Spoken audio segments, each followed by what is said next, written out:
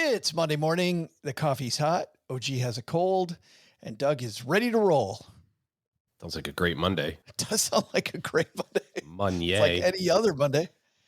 We just saw OG cough up a hairball. That was fun. It's cute. Yeah, I'm glad we got that on video. It was so good.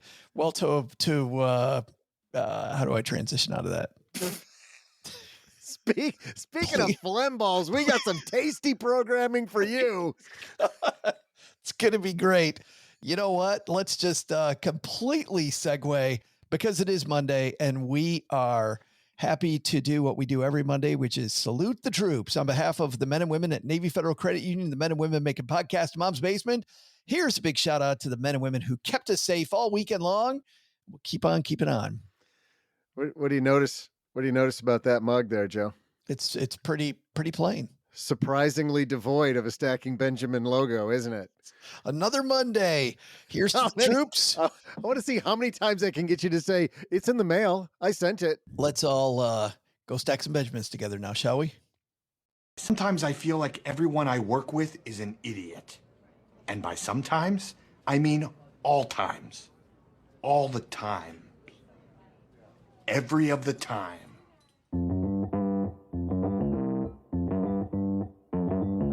Live from Joe's mom's basement, it's the Stacking Benjamin Show.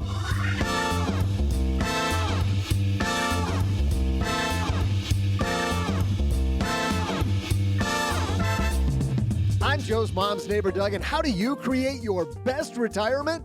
Today and all of this week, we're helping you live better, retire happier, and with more money. Sound good?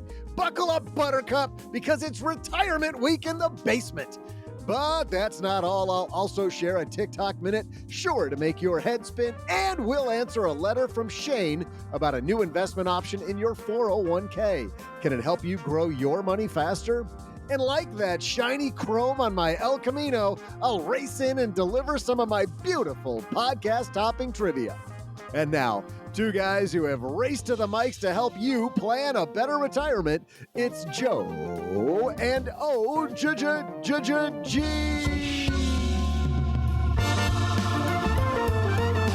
Hey there, stackers, and a happy Monday to you. Welcome back to the show. We're super happy you're here, so sit back and relax because we are going to, as Doug, you so eloquently said, help you retire. The guy who's helped a lot of people retire over the course of his career, Mr. OG, is here. How are you, my friend? Pretty good, all things considered. You lived through another fun weekend. There's not enough Dayquil in the universe right now. It's great to be sick and have family visiting at the same time. It's got to be fun. Yeah, that was a blast. I blame this all on my kids because they... Because they're defenseless. I don't go anywhere. I don't interact with other people. That's what I was wondering, Doug. Do you need a reason? I just blame it on my kids. The fact that I haven't made 6 mortgage payments in a row, blame it on my kids. Well, I mean, it's only been 5. I've only missed 5. At 6, they ding ya. Nope. Happy to be here. Short week for me this week, and then I'm boogieing up north. I'm getting out of here. I'm playing hooky. It's a great time to leave Texas right about now. It's getting there. It's getting there. I just figured a golf tournament on NyQuil should be pretty fun. So that's what I'm going to do this week. What are you guys doing this week besides helping people retire? Well, we are. What am I doing this week? You don't have any idea. You're just day to day. Yes, I'm on a need to know basis, and apparently you don't need to know, and neither do I. Neither do you. Because it's going to be a rough week. And Doug, of course, is running around the house looking for the beeping that's occurring in his. Nobody knows what you're talking about, Joe. I know, but you've had some beeping going on. We've had some beeping that we cannot find. It's probably in a rafter somewhere. And we might have to go to some drastic measures to find this beeping. Yeah. We have this, by the way, with our carbon monoxide detector. And I swear to God, they engineer this for no, Lou. Those beeps are too close together for them to figure out where the beeping's coming from. we gotta put it just further apart. Can we do these 3 hours apart? These also beeps? Only at 2 a.m. Right. Yeah, that's right. In high school, we to a cool teacher, to a really cool teacher, we played a prank where we took one of those musical birthday cards and just put it in the ceiling tiles up in the room, like in the back corner of the room. So it was just kind of faint. Oh, But no. yeah, it took all day for him to finally figure out he needed to go up into the ceiling tiles. It was pretty funny. Well, you're a Oh, no funny wonder guy. you were so well liked in high school Yeah. by all the staff. We got a great show. We are going to help you retire, whether you want to retire early, want to retire on time, or maybe you're starting late. We're going to help you get there better, more smoothly all week long. And today we're going to start that journey by introducing where a lot of people get it wrong and how to make sure that you are on rails when it comes to planning your retirement. We're going to dive into that in just a moment. But before we get to that, we've got a couple sponsors to make sure that we can keep on keeping on. We're going to hear from them. And then you, me, Doug, OG, we're planning your retirement. Let's go.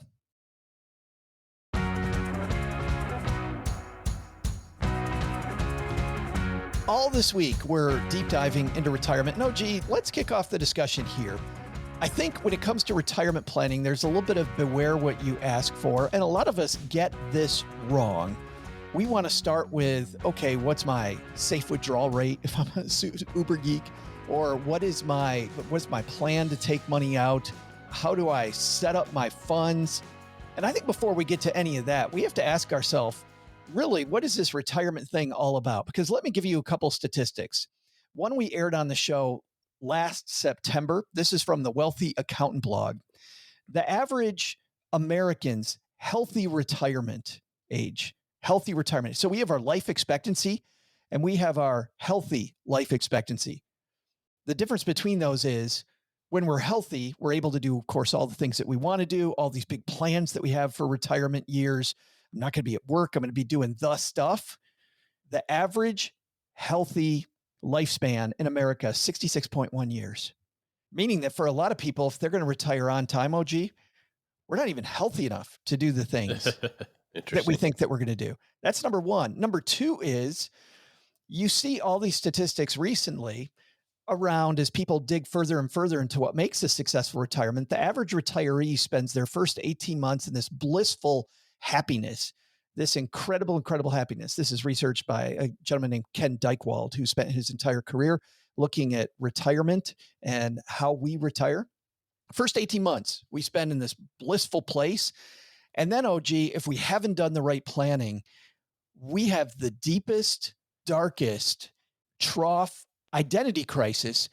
And I think it's, OG, because we go, oh, wait a minute, this is it? It's not just playing golf every day. It's not just about waking up whenever I want to. Like, what am I actually doing with the rest of my life? So I don't know. I think we need to help people reset. I don't think this really begins with the money. No, it definitely doesn't start with the money. I mean, the money is a significant part of it, undoubtedly, as you start to design what it is that you want to spend your day doing. But, you have this structure that's been your life for the last 25 or 35 or 45 years of what the rhythm of your life looks like. For us right now, it's work hard from September to May, and then try to cram in all the fun stuff in June, July, and the early part of August. And if I told you that was my schedule, you'd go, oh, well, you probably have kids. And that's the rhythm that we have. If we got to the beginning of September or beginning of June and said, all right, guys, what do you think you want to do this summer? Like the meter's running, like we're already in it at that point in time. We did just drop a trip in there this late summer for us that we had not known about. And it's pretty stressful to be 8 weeks out. Now we're 6 weeks out when we're recording this, but when we planned it 8 weeks out from this week-long trip that we're doing that we kind of forgot that we were doing. So you think about, your retirement, and you get to your retirement, it's like showing up on summer break and not having any sort of plan. Now, like you said, the first little bit of that's cool, right? You're like, I don't know, sit at the pool and drink beer. Fantastic. Like, that's cool. And there's a lot of research to suggest that you need 2 consecutive weeks of uninterrupted leisure time, right? Like no work emails, no work phone calls, 2 weeks straight to like totally decompress and reset the meter for work. That's a whole separate thing. So you can imagine, those first couple of weeks of summer break are like, oh, sweet, I can just kind of hang out and just kind of go where the wind takes me. But then you get to the dog days of summer, right? And if there's nothing on the calendar, you're bored. I think that's very similar to how you consider your financial independence time as well. Not saying that you have to schedule everything, I wake up at 4, or I wake up at 7, I do whatever, but you better have a pretty good idea of what that structure and that rhythm is going to look like. When does this planning start? If we don't start it the day that we retire, which, I mean, to your point, if you did that with summer vacation, all the great attractions are full. All the stuff is booked up. Heck, we had friends that tried to join us we're going to do a Christmas markets cruise this year. We had friends just try to join us last week. That boat's long packed. Like you can't do what you want a lot of the time when you wait till the last minute to plan. But when should we start planning? We got some stackers in their 20s. We got some in their 30s. When do we start to plan, and when do we need to get more granular around, okay, this is what I really want to do with my time? Well, again, I don't know that it's a granular thing. I don't think that you want to plan to the granular level. For example, if health and fitness is something that's important to you, you're probably going to want to be doing that when you're in your 30s and 40s and 50s. And I would imagine that when you retire and you're 60, you're going to want to keep doing that. So maybe that's part of your rhythm, is you are going to allocate time every day to exercise or whatever health related type things you want to do. Maybe your trips or vacations or sightseeing things or whatever, maybe that's going to revolve around things that are health related. So instead of sitting on a boat at the Christmas markets like you're going to do, maybe you plan a trip to the park so that you have to, you're going to do some hiking or something like that. It's going to help you shape and frame out what the rhythm of your week or month or whatever is going to look like. If you have kids or grandkids, like my wife's parents, they have a very rhythmic time to when they come visit us. They see us in October when the weather's nice in Dallas for a couple of weeks, and they get to catch some high school football games and Caroline cheerleading and so on and so forth. And then they come at the end of the school year and they get to see the final little bit, and it's starting to get warm, but not warm enough yet. And the kids are out of school finally, so they get a little bit, that's that time. And so they have this very predictable schedule that they have something to look forward to. Was it George Burns or something that said, how do you live so long or whatever, basically paraphrasing. And he said, well, I'm booked on my 100th birthday, so I have stuff to do. Right. When you stay in that schedule, if you're going to play golf, you probably play golf with the same people or a group of the same people. So you probably play golf on Saturday mornings or Thursday afternoons or like whatever that is. That's your golf time. Yeah, I think a lot of people were surprised with Christine Benn's book that came out early last fall, OG. In chapter number 1, she interviews an annuity expert, and they don't talk at all about annuities. They talk about what makes a successful retirement. And spot on what you're talking about, this predictability. It doesn't have to be a job, but if you treat retirement like a predictable job, but one that you love what you do, one when you can raise that flag, that little middle finger flag whenever you choose, right? Whoa. But you get out of bed at a certain time. You structure your day a certain way, just like it's a job. They're finding more and more evidence that that is what creates a successful, longer retirement. Well, there's both sides of it. Tony Robbins says that you got to have certainty in your life and uncertainty, so there has to be some sort of spontaneity to the schedule, obviously. But if you like traveling, you should probably do some traveling. Make sure you like traveling. You and Cheryl travel all the time because you like doing it. And so if all of a sudden you retired, you would probably keep doing the thing that you like doing. And how do you know you like doing it? Because you've been doing it. You're not waiting until, I got to wait until I retire to figure out if I like golf. If you think you might want to play golf, play golf. That's what I liked about, and I'll link to both of these episodes, the Christine Benn's episode I just mentioned, and when our good friend Benjamin Brandt was on, and he was talking about OG because, the original question here was, when do we start doing the planning? Benjamin likes the idea, and I know you do too, of during your pre-retirement years, experiment with these things that you think you might want to do in retirement. At one point, Cheryl and I thought we would like to be digital nomads. We'd want to be homeless. I'd keep podcasting. Sounds great. Yeah, I would podcast from anywhere. We'd live in Portugal for a while. We'd live wherever. It sounded amazing. I lasted 5 months. It sucked. It was not at all what I wanted to do. But the fact that we got to play test that ahead of time. So I think whether you're in your 20s, 30s, 40s, 50s, think about what the things are that you might want to do when you're financially independent. Just a routine coyote walking down the street. Really? As it happens. As they do. As they do. How come, OG, you always get the good window, by the way, where you can see the coyote, and I got to crane my neck to see the coyote. Right there. I got no idea. But this idea of tying it ahead of time. I love the fact that now on your vacations, OG, you're play testing your future retirement. Yeah. So from there, I think this is the important thing. When I've sat down with people and we've been talking about planning out the numbers for retirement, a lot of the time, OG, people want to start with the numbers. I believe this is what you start with. What do you want to do? And then you begin to design, okay, how much money do I need to take out every month to make that happen? How much fuel am I going to need for that number? So instead of starting with what's the safest withdrawal rate I can get, don't get me wrong, you might want to calculate that later. Yeah. You should start with, can I afford to do all these things that I want to do? Where do the lumpy expenses fit in there though? Oh, gee, let's say that I want to buy an RV, or I want to buy a boat, or I want to buy a second home. No, early on in my retirement. I mean, do I think of those as budget items in retirement, or do I think of those as like a separate pot of money? well, it's all going to depend on what your financial circumstances are. I mean, if you've got $10 million and you're going to spend $1 million on a vacation condo, and it makes sense for you to write a check, well, then really you have $9 million to spend and $1 million of real estate equity. I think it's a great way to think about it anyway, isn't it? Like to just take it off the table and go, okay. Well, I mean, there's different, we've talked offline about the concept of vacation properties. I know I've talked to Doug about this. We have all of these experiences in our family about going up north, right? And when we lived in Michigan, and even now we live in Texas, we go to Michigan for a few weeks, and we have this recurring conversation of lake house. But then you start doing the math on it and you go, maybe it just makes sense just to have a really good budget for travel. Because after you say, well, I'm going to go buy a lake house, it's X dollars. I got to put 10, 15, 20% down. So I'm out of pocket a big chunk. And now I've got a mortgage payment, taxes and insurance and maintenance and utilities and all the stuff that associated, the fixed costs associated with having this place. And then, of course, the variable cost of when I go out there, I need to put food and put gas in the boat and so on and so forth.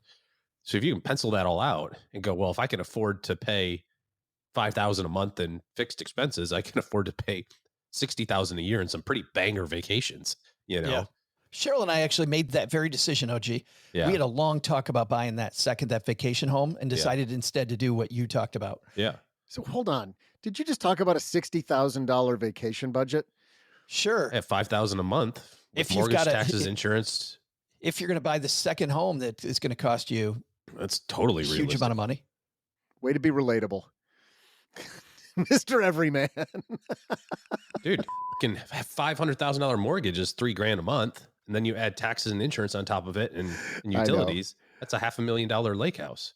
Yeah. Which isn't a lot, really. No, it's not. It's hard to find those, actually. Well, that's what I was going to say, Doug, to your point, if you're 25 listening to us, that sounds totally unrelatable. But to the 60-year-old, still like, yeah, maybe. Okay, maybe. No, and you're right. And actually, regardless of your age, that's kind of how the numbers work out, but we don't think of them that way. We don't sort of reverse engineer them to realize, oh, this is how much I'd be spending. And I can have a lot of fun for a lot less money. So do I really need that asset in a vacation area when I can take half of that, invest it, and spend $30K and still have 2 vacations of a lifetime in the same year? Let's say it's someplace out in the woods in the middle of nowhere, and you can do that on $2,500 a month. Oh, gee, that's still banger vacations. Still 30. That's still, we can cut that number in half, and it's still. I mean, the argument, of course, is that all of that money is not going to expenses. You have some equity you're building up and that sort of thing, right. and whatever. But nevertheless, it's certainly something to think about. So your question around, how do we think about those big purchases is, well, it depends on, is it going to be a single purchase? Am I going to buy the vacation house, or am I going to buy the boat, or am I going to have it with payments? There's no wrong answer to either of these things. It's going to affect the cash flow with the rest of the assets. But I love the fact that we just went through buying the second home and decided maybe not, even just contemplating that ahead of time. I mean, that's what we've done. I still look at them on Zillow, but yeah. And by the way, I think we still might purchase a vacation home, however, rent it out 99% of the time. Yeah. There's good things and not so good things about that too. There's 100%. Your neighbors will love you. Yeah. I think the ones that we're looking at are already vacation homes, Doug. Right next door to you, by the way. Yeah.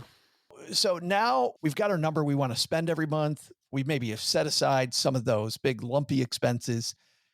I've got money in Roth. I've got money in pre-tax. I got money in after-tax. Let's talk about the tax triangle, OG.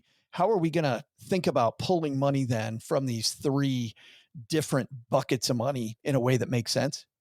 Well, this is a 301 discussion, I think. Unfortunately, it's largely going to depend on your year-to-year spending and consumption plans. It's going to depend on what tax rates are. It's going to depend on what your Social Security and Medicare situation looks like, other forms of income you have. If you have your rental income from your vacation house that you just recently purchased, that's going to have an impact on all these decisions as well. So I think the answer is that you have to have a strategy that changes year to year. You can't just, make it up as you go. Sure. It's going to be different every year. That's not really a great podcast answer, I suppose, but Well, no, because I think letting people know that this is going to be an ongoing thing is super important. The place that I start from myself is, what are the ticking time bombs coming down the road? And when I look at the Roth bucket, there's no time bomb. In fact, a lot of studies show that people end up not spending money from the Roth because they want to save it for later too much, right? We will end up spending less money and doing less stuff unless we've already planned out the way that you and I just talked about. What are the things we really want to do? Money in the taxable brokerage side, we're either going to pay the capital gain or we're not. So really, the ticking time bomb is the money in the pre-tax portion.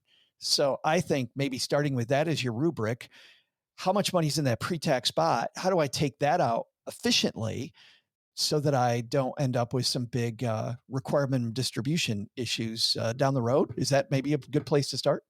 well, yes, but then you also have to consider all the other things too, because if you take all your money out of your pre-tax and then you get a higher Medicare premium, Right. that's 5x what you were planning. What did you save? Yeah. Times two people in the household or something like that, or your Social Security is taxed at a different rate. So it all works together. And on that note, OG, I'm glad you brought that up because Doug can weigh in on this one with today's trivia question. Gonna shock the world here, Joe. Hey there, stackers. I'm Joe's mom's neighbor, Doug, and let's retire this idea that you can use the same portfolio for retirement that you had pre-retirement, shall we? Case in point, if you pull too much money from pre-tax IRAs during retirement, you may pay a tax on your Medicare Part B and Part D. Today's trivia question: what's the name of this additional Medicare fee you'll pay if you make a yearly income above the annual threshold? I'll be back right after I go yell at the neighborhood kids playing out in the street. Gotta keep up my reputation, right?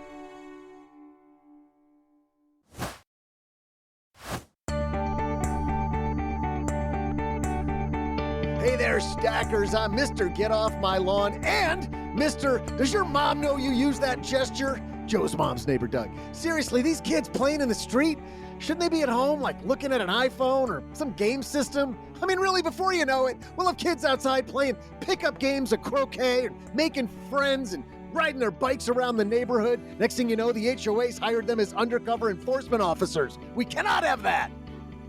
Well, what we can have is the answer to today's trivia question, though. Today I asked you this gem: what's the additional fee you'll pay on your Medicare Part B and Part D premiums if you earn above the annual threshold? The answer? Payers pulling too much from their pre-tax 401k or IRA may find themselves subject to an income-related monthly adjustment amount, or IRMAA, otherwise known as IRMAA. Why did I say it twice? AKA also IRMAA, because there's some extra R's in there. How do you avoid IRMAA? My advice: don't go to that diner out on Route 3. But let's see what Joe and OG have to say about this. Oh, man. Well, good timing on that trivia, Doug, because OG, exactly what you're talking about is a little tax called IRMAA. Well, and the major problem with it, besides the fact that it punches you in the face, is that it's 2 years removed. So it's the decisions you make in 2025 are going to affect your Medicare premiums beginning in January of 2027. So there's not even like that immediate cause and effect where you go, oh, yeah, that makes sense. I had a big deal last year. That's why it's going up. It's like you spent all that money. that's done and gone. And then a year later, you get hit with the increase. So you have to pay attention to it. And sometimes, look, if you have a lot of money and you make a lot of money, that's the cost of doing business. Like, it ain't what's the phrase? It ain't cheap being rich, Yeah. I think, though, that's another reason why I build around my pre-tax, because pre-tax has all these gotchas, right? There's the IRMAA gotcha. There's the required minimum distribution gotchas later on. Like, I might not want to spend this much money later on every year. So maybe it's going to be better for IRMAA and for requirement distributions to take some amount out each year. But the reason I say that is this. I think what a lot of people do is they're just like, oh, I don't want to pay that tax, so I'm going to defer my pre-tax money. I'm going to defer it. I'm going to defer it. And I think between RMDs and IRMAA, OG, this just defer at all cost versus build around. Maybe I tap that a little early to let a little bit of the air out of the balloon might be a better strategy. I mean, you have to pay attention to it. It starts increasing at 212,000, which seems like a boatload of money, until you start looking at what those required distributions could look like when you're 75 or 80 or 85 or 90. And this also counts when you do things like conversions. You know, if you retire when you're early, let's say you retire when you're 55, you have until 65 to kind of help plan that out a little bit, because the 65 is where Medicare kicks in, right? So from 55 to 63, you can really start cratering that, pay the penalties, pay the taxes, well, no penalties, but pay the increased tax rate now, so that you are potentially driving down those pre-tax assets before it even counts. So there's lots of strategies that are involved. I think what's important is to not have any surprises. Yeah. You don't want to show up and have your, Medicare premium that you thought was $185 per person is now $600 per person. Like it's a pretty wild shock, and it seems impossible. You go, wow, my gosh, that's $750,000. Well, yeah, that's a lot of money. Do the RMD calculations, run that out, and let me know what your RMD is when you're 91 years old. Be like, oh man, I did not see that coming. Yeah, it happens. Did not see that coming. The RMD that's so big, it creates a bigger IRMAA situation. It's like you get, it's like that Bugs Bunny cartoon. Bugs Bunny's asking the lion, where does he want to get hit? He's not asking him if he wants to get hit with a mallet. He's asking him where he wants to get hit. How would you like to be hit with this IRS money? Plan it out ahead of time, people. And that's why I like starting with, how am I going to control that faucet from the pre-tax mix? Because I think that also answers another question. Where does the Roth play in? Well, the Roth is great to help mitigate that also. I think a lot of people like, do I spend the Roth first? Do I spend the pre-tax first? I like them both together. Because if I'm trying to live a certain lifestyle and I'm trying to have only so much money come out of the pre-tax bucket, I can supplement that with Roth money and have it make a better tax situation than I did if I went in either or. Coming up on Wednesday, we are going to talk about why geo arbitrage might not be a great idea. Following your kids might not be a great idea. It's all about community. And there's some makers of a new documentary that came out in the last couple of years called Join or Die. Pete and Rebecca Davis are going to join us as we continue the discussion on what makes a successful retirement. And it turns out, OG, you are more likely to have a successful, happy retirement if you do just a couple simple things that their documentary dives into. Of course, in the 201, we will also dive even further into this discussion. On Friday, we got a couple money geeks, people in the personal finance community may know. Karsten Jeske, aka Big Earn, who likes to talk safe withdrawal rates. Frank Vasquez, who likes to talk risk parity. And our good friend Dana Anspach is going to join them for a very nerdy roundtable on Friday. All right. Now let's go into a new segment we like to call... We just got a letter. We just got a letter. We just got a letter. Wonder who it's from. Did your kids see Blue's Clues? Oh, yeah. I love that show. So good. We did get a letter, guys. We got a letter from Stacker Shane. And, well, Doug, you've got the letter in your hands. Sure do, Joe. Shane says, hello. That's it. Hey there, Shane. Thank you. And that was, we just got a letter, a segment. Okay, on to the next segment. Oh, but I see there's more below that. I didn't realize the structure of his complex writing style. He says, today I learned about a new fintech company called Basic Capital that is sketchy as all hell. Funded. I know, I'm not sure how he feels about it. Don't beat around the bush, Shane.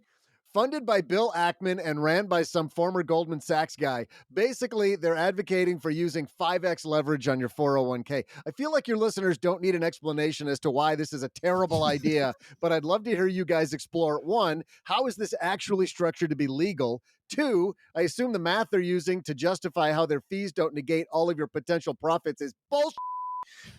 Oh. Wow.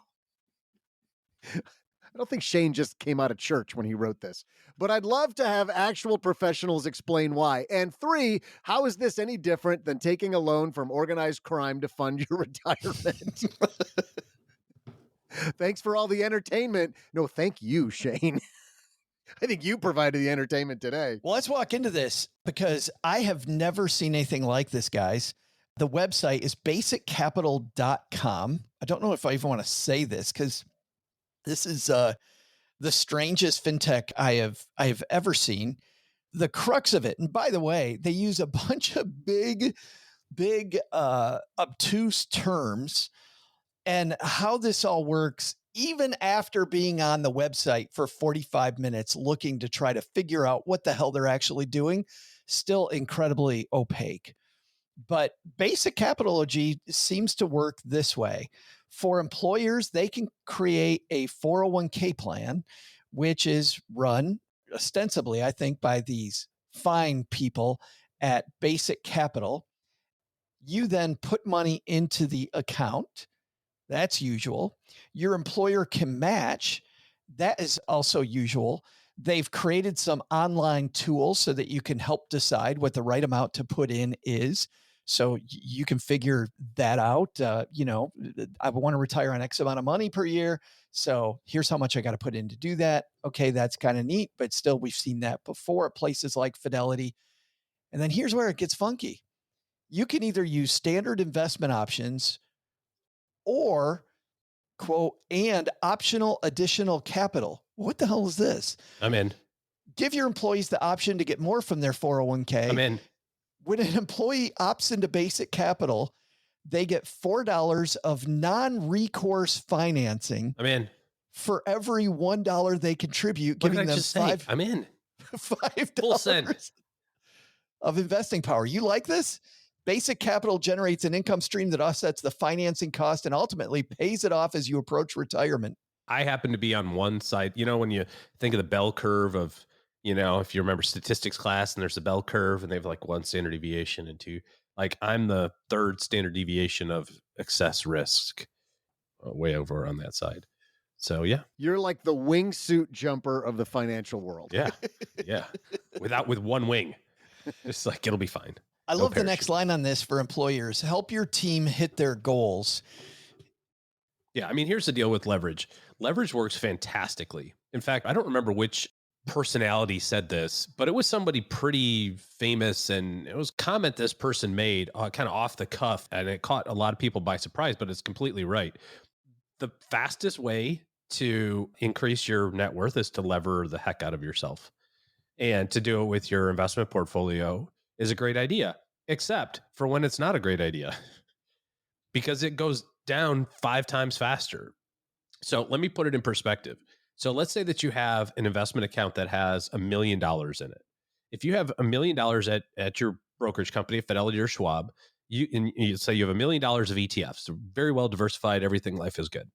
You can go to Schwab or Fidelity or whomever and say, hey, do I get any extra benefits for having this money? And they'll say, well, sure. What else do you want? And you'll say, what if I wanted to buy more stock today?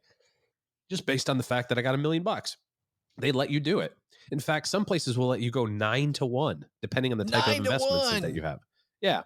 Imagine if you have, let's say you do this example. Let's say you do 3-1. 3-1's a way easier, lighter, not as leveraged, right? It's only 300%. You're only borrowing 300% of your house. All right.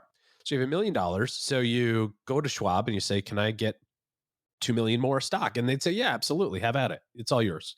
Now they're going to charge you interest on that, right? The interest is whatever it is, 6% or something. And your goal is to say, well, my 2 million that I borrowed at 6%, it's going to grow at 10 over time. So that's going to compound faster, along the way. That's the goal, right? What happens on April 8th when the market goes down 15%? So let's just do the math. So Schwab is they're not taking the hit on the 2 million, right? Like, if there's a chance they're not getting paid back, they are going to zero you out to make sure they get paid back. So you have $1 million of your money plus 2 million of theirs. So you owe them 2 mil. You're in the hole. The market goes down 20%. Well, what's 20% of 3 million? 600K, right? But you only have $1 million of your own money. So you take all the loss.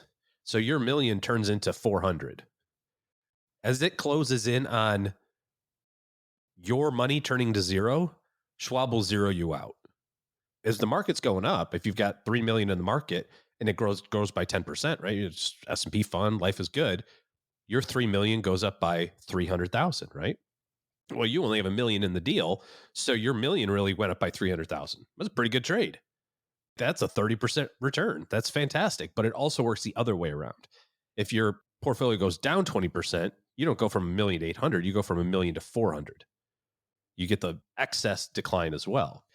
So there is some math to suggest that you should always be levered 2-to-1 because eventually it works out.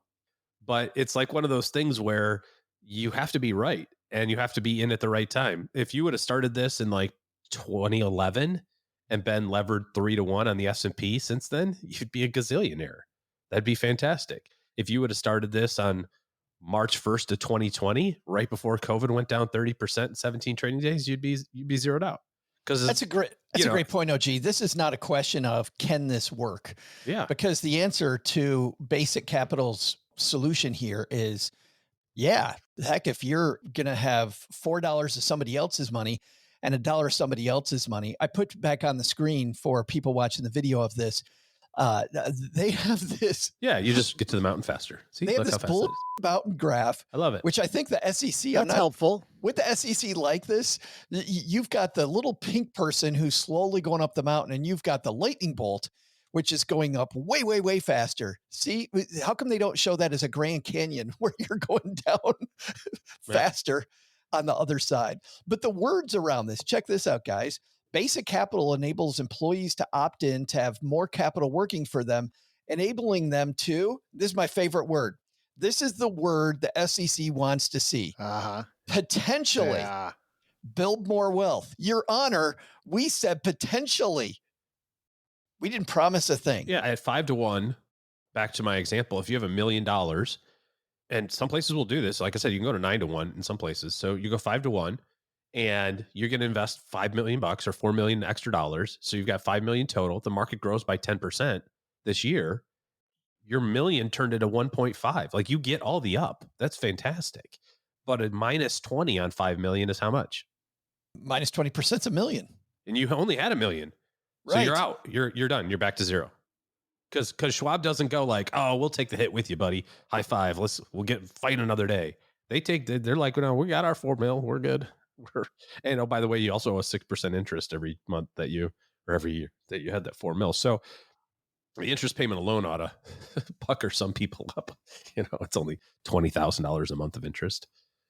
Pocket change to guys like you, but for the rest of us, this totally screams of that parody that you and I saw quite a few years ago on South Park, where the dad takes his son in to get just something he thinks is a very safe investment.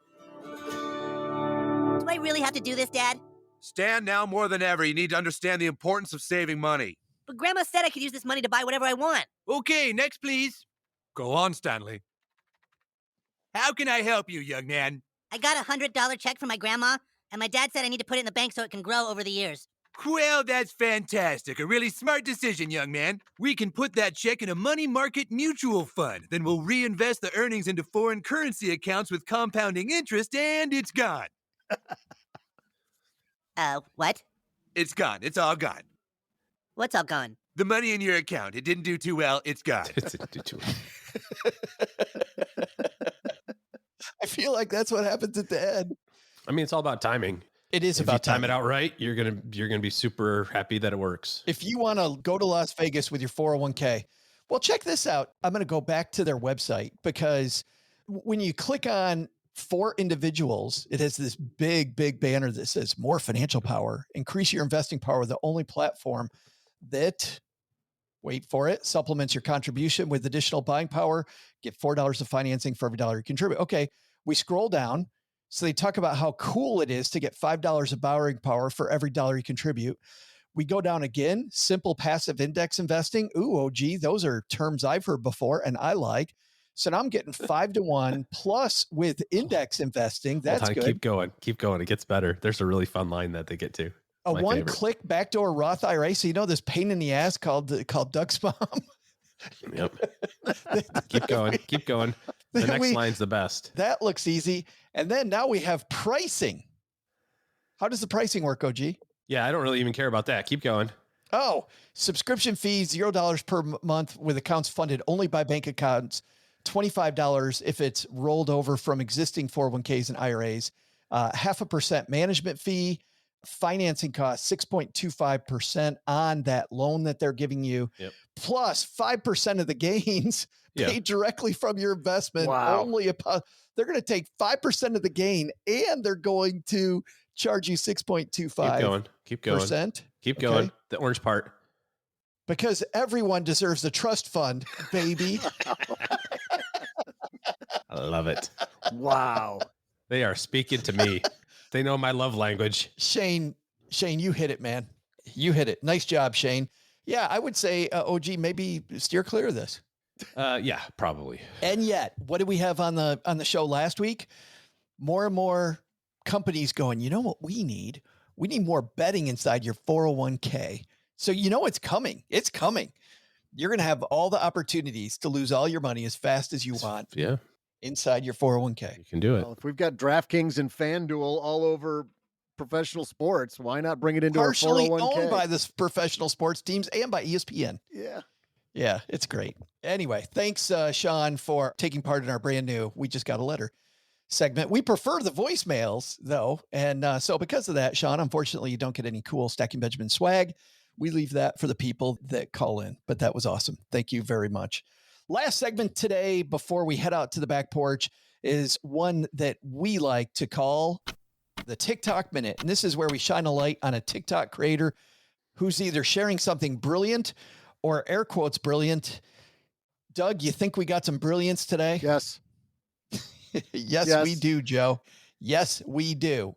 This is a gentleman who works at a car dealership, and he is talking about when to assess the timing on getting your new car. And I'd like to get both of your takes on this. So when he's going to start off with add up your bills, he's only talking about bills related to car maintenance. All right. So that's going to be a little confusing, but he's talking about bills related to car maintenance. This is the math equation he believes. Add up your last 24 months worth of bills and divide it by 24. You can take out your oil filter changes because it doesn't matter if it's new or used, you got to change your oil on it. Divide your total of 2 years worth of receipts by 24.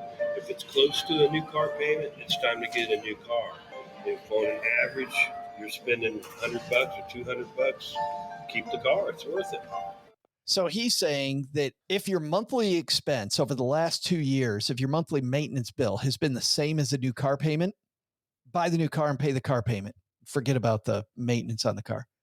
I think this is a little backward looking and harder to predict the future, but I can see the logic behind it. In fact, this was kind of the thing that was a deciding factor when we sold one car and bought the minivan that we have 7, 8 years ago now. What I found about car maintenance, in my personal experience anyway, is that it's very lumpy.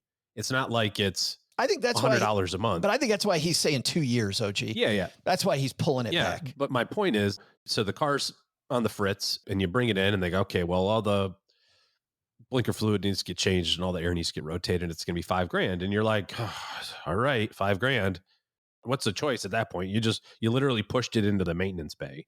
So now the question is there another $5,000 coming? Or is that one my last one for the foreseeable future? Right. You know, that's the unknown. And you can't predict that. But let's say you do. Let's say you have another $5,000, and it's unlikely. I went through this. OG and I have talked about this several times offline. We had a vehicle that was like that my son was using, the Fintern was using. We had the same car, as a matter of fact. Yeah. When Fintern was in school, in college, and we just needed basically something to get him from home back to school for vacations and stuff. But let's say you had two of those 5,000s, one each year. You're at $10,000 divided by 24 is $500 a month.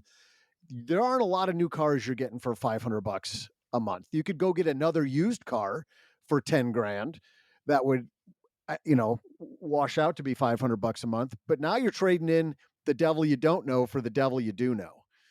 And so it gets really tricky in there. I don't know. I like his logic, but it's pretty high maintenance costs before you can say, yeah, I think we're at new car. Because new cars now are in like the $700 a month range for not a super, super nice car, I don't think. Unless you're going really big. I think you can probably find them for much less than that. But just another thought to this, Doug, you and I have talked about this as well.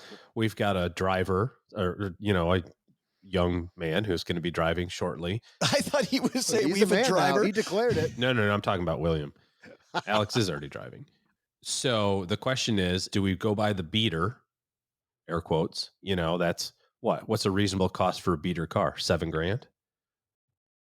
10? Yeah. If you really say beater, Yeah, you go a lot. you could go. You want a 92 Chevy Geo. The further down you go, the more you're going to have to take it into the shop. So what's better?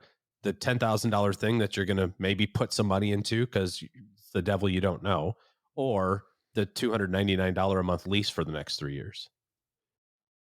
Well, but you're talking leasing, and I thought the premise of this was buying. Yeah. Well, but the issue I have with leasing and new drivers has nothing to do with that. It's the fact that, both of my kids had fender benders. Absolutely, they're going to. Well, and not even, we actually totaled a car too. We've done that also, but there's all the safety features on the new cars, all the lane keep assists and the emergency braking. And does that help? I don't know if it does or doesn't. Then is the insurance cost a little bit less expensive because it has all those features, or is it more because it's a new vehicle? I don't know. It's a no-win situation, basically. I think there is. I found that interesting. By the way, thanks to Julie for sending that to us, Sam. What do you think about this? And my answer, like yours, is I don't know. I could see his logic. It's a fine starting place. It's a good starting place. I think there's, 22 other little factors that you can bring into it, but it's a good starting place. Yeah. Thanks for that. I think that Shane's letter and thanking Julie, I think that's our back porch for the day, guys, looking at the time. Big thanks to all of you for hanging out. Coming up on Wednesday, we're going to have some fun. We got the creators of this new documentary called Join or Die. You can watch it on Netflix. And if you want to watch it ahead of time, go watch it. And then you can hear some of the behind the scenes and how this impacts your retirement plan. And it impacts it in a big, big way. By the way, the documentary, if you do decide to watch it, the first half is not at all about longevity. And then they switch gears halfway through. So enjoy the first half. And if you're like, what does this have to do with my retirement? Hang on, they'll get there. All right, Doug, you take it from here, man. What should we have learned on today's episode? Well, Joe, first, take some advice from Joe and OG. Setting up your retirement distributions works best when you begin with the end in mind. And where have I heard that before? Begin with your goal and then set up your funds to reach that goal. Second, leveraging your retirement funds. Buyer beware. But the big lesson? Get this. Those damn kids in the street now are saying that they have to go home and work on their homework. Homework? When I was a kid, I never let homework get in the way of messing around. Now that I think about it, though, maybe that's how I ended up hosting a podcast from my buddy's mom's basement. Hey, on second thought, kids, go do your homework. Join us Wednesday as we shift gears to talk about retirement, longevity, and happiness. Want to be happy in retirement? The makers of a new documentary share how. Pete and Rebecca Davis join us to share messages from Join or Die. We'll see you back here then. This show is the property of SB Podcasts, LLC, copyright 2025, and is created by Joe Saul-Sehy. Joe gets help from a few of our neighborhood friends. You'll find out about our awesome team at stackingbenjamins.com, along with the show notes and how you can find us on YouTube and all the usual social media spots. Come say hello. Oh yeah, and before I go, not only should you not take advice from these nerds, don't take advice from people you don't know. This show is for entertainment purposes only. Before making any financial decisions, speak with a real financial advisor. I'm Joe's mom's neighbor, Doug, and we'll see you next time back here at the Stacking Benjamin Show.